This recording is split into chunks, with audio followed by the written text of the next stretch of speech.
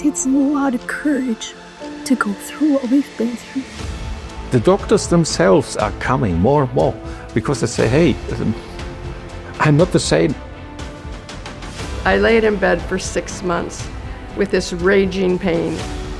One of the things that we have to have the courage to do is to act upon the information we have in front of us. And what's the success of some of these therapies? What are you seeing as the results? Well, I think what we're seeing is a great deal of promise. So we need this solution because it will create a cancer from here to 2030.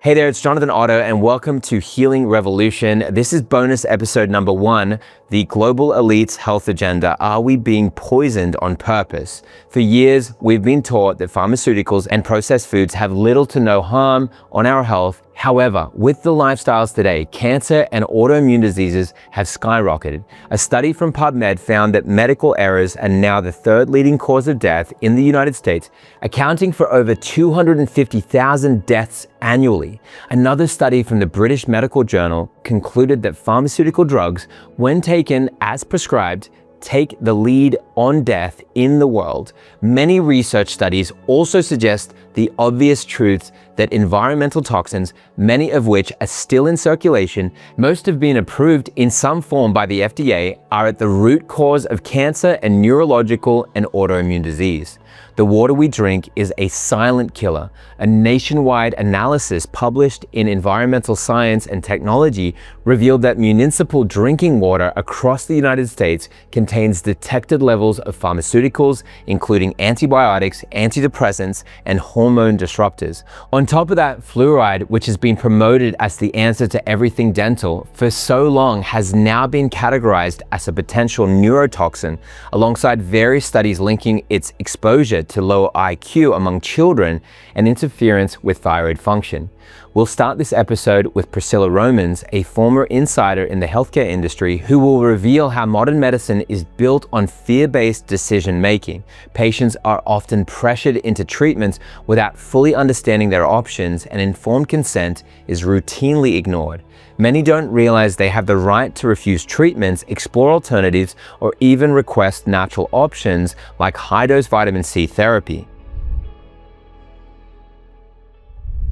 Well, my name is Priscilla Romans, and I am a nurse. I am a mom of 4, and I built a company named Grave Care because I was so frustrated with the healthcare system. So my background in nursing, I actually started at the bedside nursing care in a pediatric intensive care unit. And I learned so much working at the bedside, helping critical care pediatric patients in some really difficult times of life, being on the ventilator, life or death situations, and seeing these families go through so much. It helped me understand how important bedside care was and how impactful having a great nurse at the bedside is. So throughout my career, I did move to different positions within the healthcare system. I've ran a hospice agency. I've done utilization review work in the hospital. I've helped with large insurance, commercial insurance programs to help them get launched. I've helped with state programs for governments for waste, fraud, and abuse. All of these different things started stirring up in me going, why doesn't the person know about this information?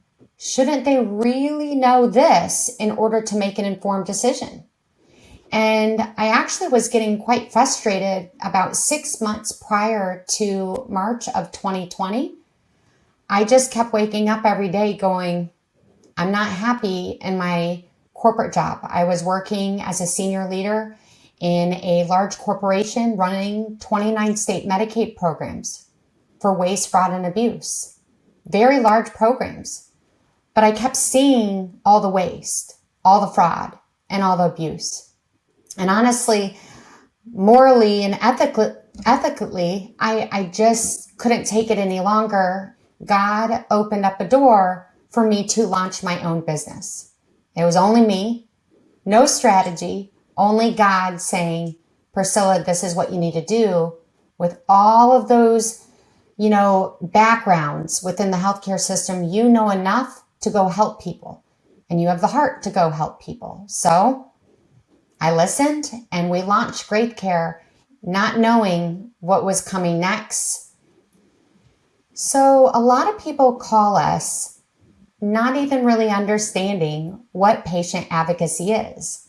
A lot of people just think patient advocacy is for crisis situations. Well, I am here to tell you that is far from the truth. Now, it's great to have a patient advocate in a crisis situation, and we sure have had a lot of calls in crisis situations. You can see the different type of patient advocates we have, because my strengths are different than my team's strengths. And what we do is when a person calls us, anybody calls us, we have friends, families, somebody calling for their child, somebody calling for somebody needing help in labor and delivery because they don't want Hep B for their child, you name it, we answer the call. And what we do is kind of like matchmaking. So kind of like a dating website. Well, here at Great Care, you are going to find the best date in healthcare. Literally, you're going to get matched to an advocate that fits your need. We have a lot of moms and dads calling today asking for help because they don't want to do vaccinations anymore. They have been learning through great medical doctors all over the country speak about the risk with vaccines or children that have been vaccine injured. So what we do is we listen to where they're at in their situation. Maybe their child is in a public school and they need an exemption. Maybe the school district is coming down hard on families that are pushing for those kids to be vaccinated. We have one that just came to us. The school district found out that the child has not had any vaccinations. Now, the school was very supportive of the family, but the school district, the bigger school district that's overseeing that one school, they did not like that. And so they sent a letter to the family saying, your child is required to go get these vaccinations. We don't care about exemptions. You need to go get these done in order for your child to go to public school. Well, there's a whole lot of fear mongering in that. There's a whole lot of bullying in that. And that just might not be the best thing for the child. So we help advocate. We help make sure that that situation is matched to a patient advocate that knows the healthcare system and knows the medical system as well and can tie those things together and go drive the work that's needed to protect the child and to help the parents. So that's just one situation. We have mamas calling, going, look, I'm going to have my baby soon in a hospital. I'm not going to do it at home, but I'm really, really afraid of when I go into labor and delivery that they're going to make me vaccinate with Hep B. And we said, well, you have the option to say no. Now, you will probably get bullied by the hospital staff because most moms, they don't know they have these options to say no. They're just told, this is what we do. After you deliver your baby, that you can't say no. They just don't tell you that. And we want to help support those moms and dads saying there is a way to make that happen. This is called medical freedom. This is freedom of choice. Sometimes people just don't realize how to say it, and they're so scared to talk to a doctor in a white coat, asking questions, standing up for what they believe in, and they're very fearful of being retaliated against and not getting proper care. I put it kind of this way. In a restaurant, if you complain about your food, aren't people worried about the the person in the back spitting on the food. I mean, that's in a sense what the patient in the bed feels like if they ask for other options, if they ask for things like vitamin C, which is ascorbic acid. There are things like this that people come and ask for help from every single day all across the United States. Now, a lot of people go back to saying, I thought patient advocacy was when crisis was happening. So those situations do happen. And right now, you might know somebody in the hospital that is in dire need, meaning the hospital is not listening to them. The hospital is only giving them one set of options. And we even have hospitals that are sending in 5, 6 people to push certain medications, and the patient doesn't want it. For example, chemo. A patient just got diagnosed with cancer. The care team comes in the room with 5, 6 people, and they're like, this is the only option. You have to start chemo. This is all you have to do next. And the patient's like, I don't want chemo. What about other options? But the word cancer just fears people into making an emotional decision because the white coat says, this is what you have to do. This is the only option you have. And I'm here to tell you, as a patient advocate and helping people day in and day out, there is more options. The doctors just aren't telling you, usually because there is an insurance protocol agenda for the things that they're offering. For example, you get diagnosed with a mammogram. They find a spot. The next thing the patient knows is they're getting scheduled for a biopsy. They're getting staged with that biopsy.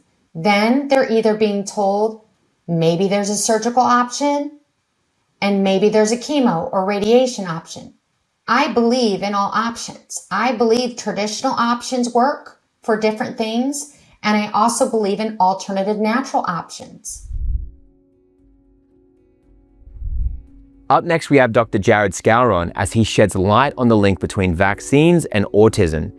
Parents across the world have reported similar stories of their children receiving routine vaccinations and then suddenly regressing into severe neurological decline.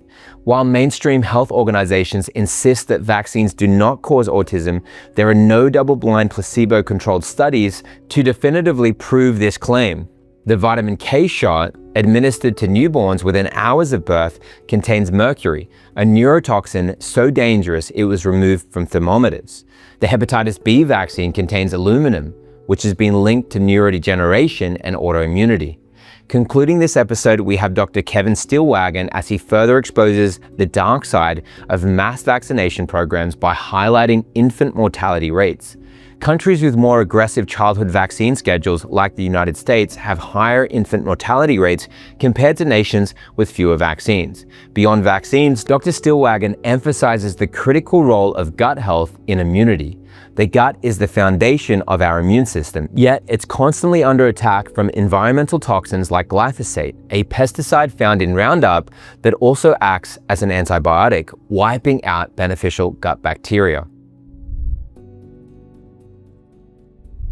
Hi, I'm Dr. Jared Skowron. I'm an international specialist in the biomedical treatment of autism and treating children's health conditions naturally without pharmaceuticals. I've been a physician for 20 years, and I'm the Amazon best-selling author of the Children's Natural Health Guide, 100 Natural Remedies for Your Child.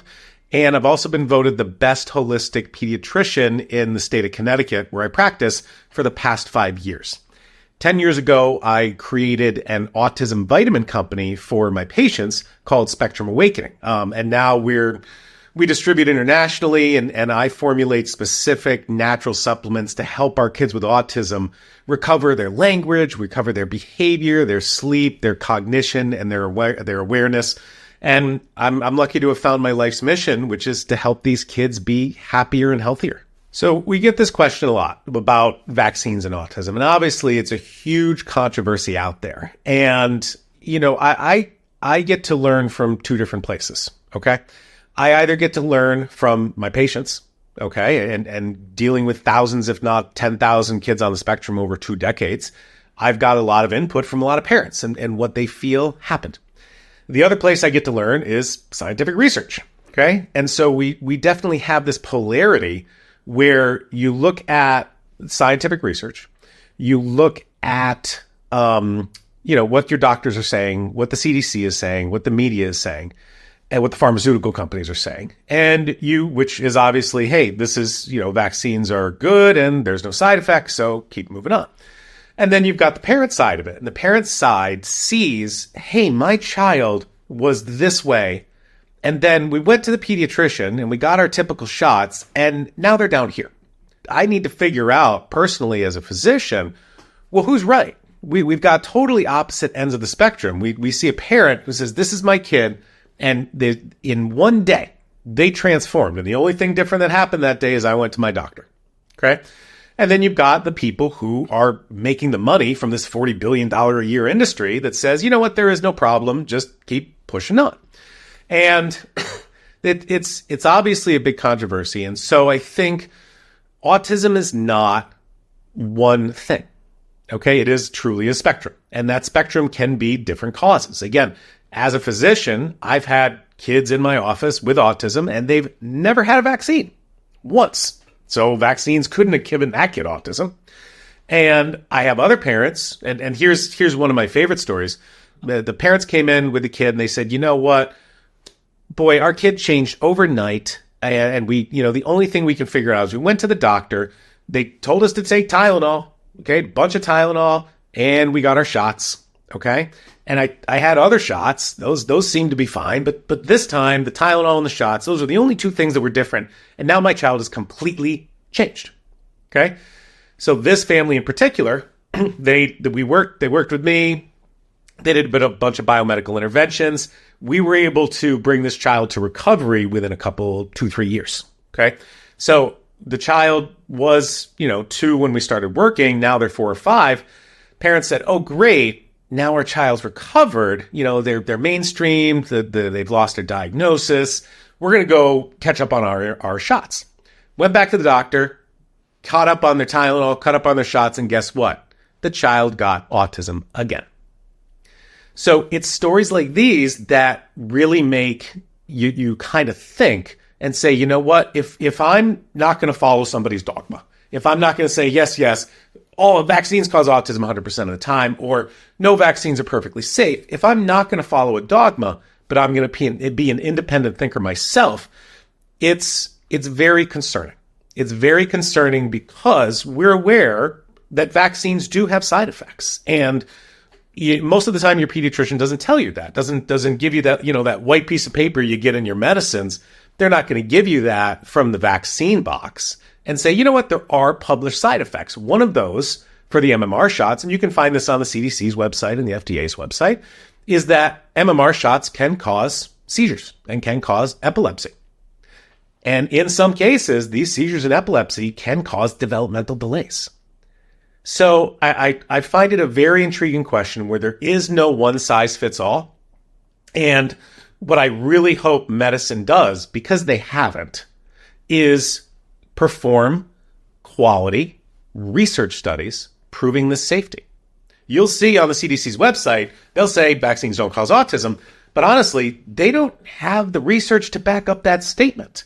They have no double-blind placebo studies. Here's a group of kids with autism who got vaccines, and here's a group of kids who got shots, here's a group of kids who didn't get shots. Let's just compare the numbers. That research hasn't really been done.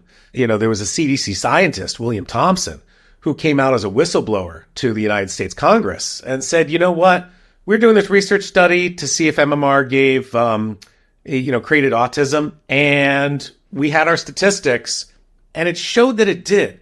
So we took the bad statistics and we burnt it. We got rid of it. And we just published the good statistic that, is what we wanted to show, which was, hey, these are perfectly safe. And, and you can go back and there's a documentary called Vaxxed that highlights this whistleblowing event in Congress. And you can go back in the records and see this whistleblower testimony in Congress. So it's obviously a big controversy. I believe the answer is making these safer and coming to grips with, hey, you know what? There are side effects. And we want all of our kids safe. We want all of our kids safe from these childhood diseases, and we want them safe from side effects from these shots, all the side effects. So stop covering it up, stop ignoring it, and let's find a happy ground that makes all of our children safer. There's a lot of ingredients in vaccines, and I'm not an immunologist and I'm not a vaccine expert. I'm an autism expert. However, there are some known toxins in vaccines. In fact, if we just look at the first day of life, okay? Hey, you're in the hospital, you have a baby, they've got that smell on their head, and oh my gosh, it's one of the most wonderful days of my life. What are we going to do? We're going to inject them with mercury. You know that stuff that was in thermometers that you can't have anymore because it's deadly, okay? You inject them a shot with mercury. Okay, that's in the vitamin K shot. And then you inject them with hepatitis B that contains aluminum. And aluminum is another neurotoxin. So modern medicine is putting toxic heavy metals of mercury and aluminum into the first things that you inject into your child, maybe even before they get any breast milk. And so that kind of boggles my mind why we're injecting kids with levels of these toxins over safety limits. And I know the answer. The answer is just, hey, we've done it forever. We're just going to keep doing it. And there's no analysis of why the problem is. So yes, most childhood vaccines don't have mercury anymore. However, vitamin K shot does. That's the first day of life. Flu shots do. And those are recommended every year. And while the mercury load is less, you still have aluminum. And I was interviewing a researcher, Dr. Shaw. He's a researcher that analyzes aluminum toxicity because it's a complete neurotoxin. He was reviewing some conversations between a pharmaceutical company in France and the French government. And the French government came up to this pharmaceutical company and said, hey, we don't want you to put aluminum in your shots anymore because it's toxic. And there are other substitutes that are safer and the same cost. Okay? And that French pharmaceutical company that produces the vaccines for France said, no, you make us do that, we'll leave, and you'll have nothing. So again, I know most corporations are driven by profit, and they market in propaganda that they're here for your health and for you. But, when you look at actual choices, it's just not there. And I'm only reviewing the toxic heavy metals. I'm sure there are other ingredients in vaccines that may be concerning, but I'm no vaccine expert. I'm an autism expert. My name is Kevin Stillwagon, and I am an anti-vaxxer by choice. I have never been vaccinated for anything ever in my entire life. I've been all over the world, very, very good health. I'm also a retired chiropractor, and I'm also a retired airline captain. I started to speak out about the dangers of medical mandates, talking about it in school board meetings and county commissioner meetings. And some of my little rants got on the internet and got pretty popular, and I just kept it going. And that's why I'm still here today talking about the truth, what's really going on out there with the dangers of vaccines and medical mandates. If you do a comparison on infant mortality rates in countries like America that are heavily vaccinated and countries that are not heavily vaccinating their children, our infant mortality rates are worse, way worse. In fact, if you look at chronic disease in children also, you can see that countries that heavily vaccinate their children have way more problems with chronic disease. So yeah, the data is available. It's out there. There's a message there that needs to be heeded for sure. People ask me about the immune system, and I got to tell you that it is the most complicated system in the human body. It's more complicated than the nervous system and the brain because there are so many factors that are involved, and your immune system is constantly communicating with other systems in your body, like the nervous system and like the endocrine system. They're involved with secreting certain hormones that you need to help fight infection. And so the immune system resides in pretty much every part of your body. The immune cells actually originate in the bone marrow. The B cells and the T cells, which are so critical for protecting you against infection and removing infections when they do happen. Those cells are actually created in the bone marrow. And then the T cells migrate to a gland that's behind the sternum that looks like a thyme leaf, and it's called the thymus gland. And this is where the T cells get educated. They get trained to recognize literally any protein that could ever exist in the entire universe. And that sounds impossible, but it's absolutely true. And this training takes place in the thymus gland so that T cells will be able to recognize self from non-self. Another part of the immune system that's important is the gut lining. We have what's called normal flora. In other words, our bodies are not sterile, as we once thought many, many years ago. Our bodies are composed of about 40 trillion bacteria that live in our gut, and they're actually helping to prevent disease process from happening because we've developed a symbiotic relationship with these organisms. They can live in our gut lining, and they can, use some of the food that we consume, but then they also secrete things that we can use in our bodies, and certain vitamins and other things that we actually need. Some of these things would include certain amino acids, even that our bodies do not have the ability to synthesize, and so we have to either get these from the foods and the plants that we eat, or these bacteria that live in our normal flora, our gut lining. The immune system is extremely complicated, but it works very, very well to keep us protected from infection. And when the infection does happen, it's actually the cells of the body that do the heavy lifting. They are the ones that will go around and destroy whatever that invading organism is. It's not the antibodies that do that. And this is another confusing thing that people get the idea that, having these antibodies is what destroys the organisms. No, that's not true. The antibodies are simply markers.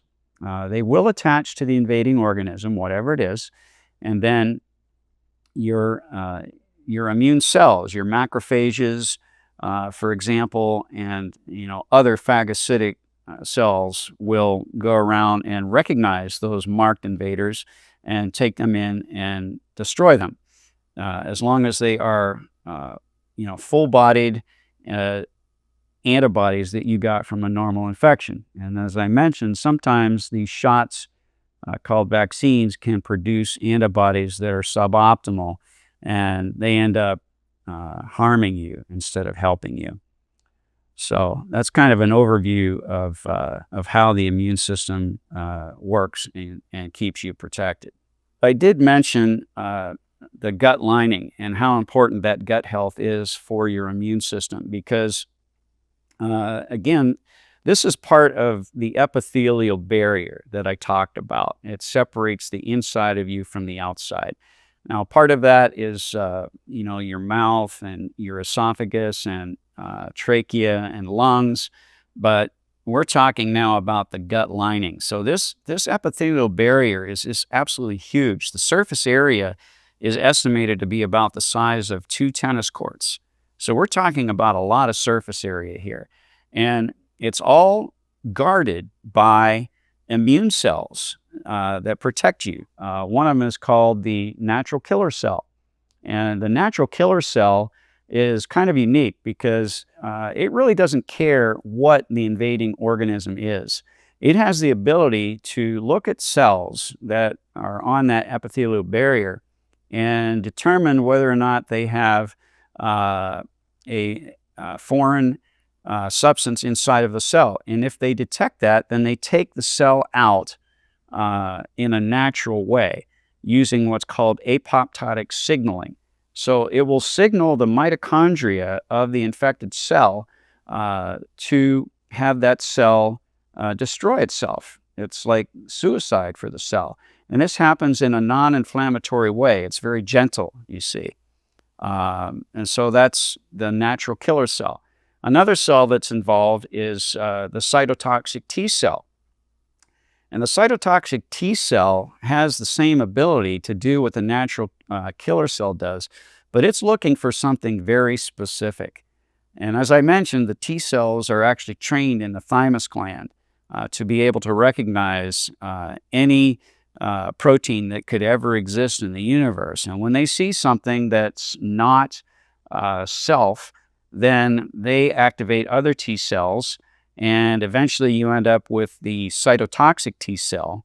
And when the cytotoxic T cell sees epithelial cells that have this going on, they do the same thing that the natural killer cell does. They send an apoptotic signal so that that epithelial cell will take itself out and it's replaced with a new one.